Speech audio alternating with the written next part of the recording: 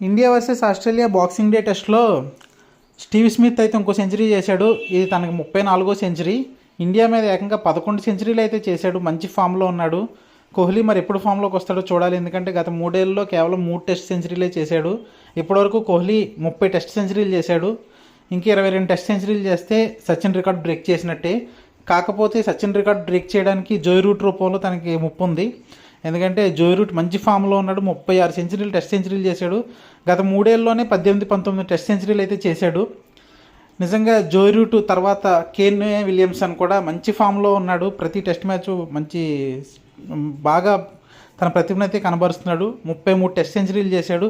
అసలు ఈ మేటి బ్యాట్స్మెన్ విరాట్ కోహ్లీ, జోయ్ రూట్, కానే విలియమ్సన్, స్టీవ్ స్మిత్, వీళ్ళల్లో సచిన్ రికార్డ్ బ్రేక్ చేసేది ఎవరా అని అందరూ ఆసక్తిగా చూస్తున్నారు. కాకపోతే నా ఓటు అయితే జోయ్ రూట్కే ఉంది. మీరేమంటారు ఫ్రెండ్స్?